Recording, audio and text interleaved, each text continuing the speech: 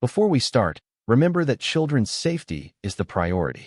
This wardrobe must be anchored to the wall to prevent tip-over accidents. Let's build responsibly. You'll need a few basics: a ladder, a Phillips and flathead screwdriver, a pencil, a hammer, and a power drill with 8mm and 3mm bits depending on your wall type. Check your hardware bag against the manual. You should have plenty of screws, wooden dowels, hinges, and those essential wall mounting brackets. Lay out your side panels and central panel. Pay close attention to the hole patterns to ensure everything is oriented correctly for the next steps.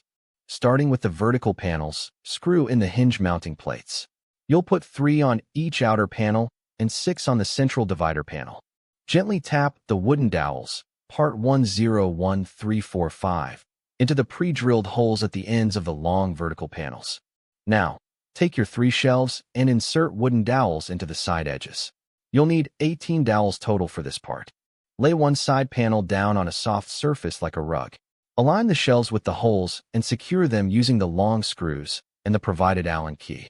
Insert wooden dowels into the ends of the 2 bottom plinth boards. These provide the structural base of the wardrobe. Take the hammer and tap the 4 plastic feet into the bottom edge of the baseboards. These protect your floors and help with stability. Screw the small L-shaped metal bracket onto the specified baseboard using the short screw provided. Connect the prepared baseboards to the side panel. Use the long screws and your Allen key to get a tight, secure fit. Slide the central vertical panel onto the wooden dowels of the shelves and base. It's starting to look like a wardrobe now.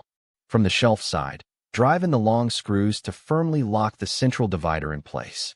Flip the assembly slightly if needed to reach the bottom screws. Secure the final points of the base to the vertical panels. Grab the front decorative rails. Insert the wooden dowels into the ends as shown. Push the plastic edge protectors/handles onto the front rails. They should snap firmly into place. Slide the bottom front rail into the notches on the vertical panels and push it until it's flush. Repeat the process for the top front rail, sliding it into the upper part of the frame. Place the large top panel over the frame. Secure it by driving screws through the vertical panels into the top piece. At the bottom, use a screwdriver to secure the small L bracket to the floor-facing board of the wardrobe. Lay the wardrobe face down.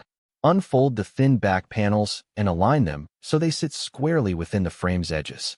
Use the plastic wedge guide to hold the first nail in place. Hammer it through the backboard and into the frame's edge. Proceed to nail along the bottom edge. Ensure the backboard stays straight as you go. Now, hammer in the remaining 44 nails around the entire perimeter of the backboard for maximum stability. Before standing it up, screw the handles onto the 3 door panels. This is much easier to do while they are flat on the floor. Time for teamwork. With a partner, carefully lift the wardrobe from its top edge and stand it upright in its final location.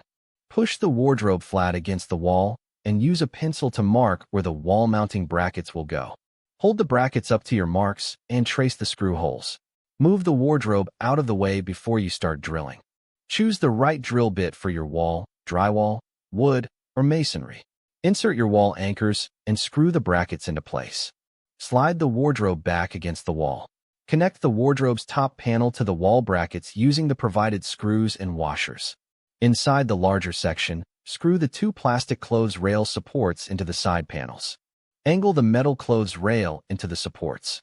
It should drop securely into the U-shaped cradles. Lay your doors flat and screw the hinges into the pre-drilled circular holes. You'll have 3 hinges per door.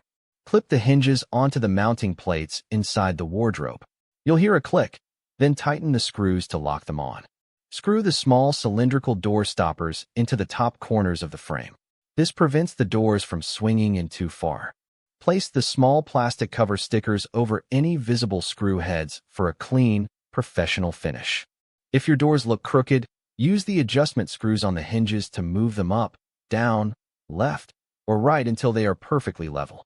To keep your KLEPPSTAD looking new, wipe it down with a damp cloth and a mild cleaner, then dry it immediately. Great job, you're finished.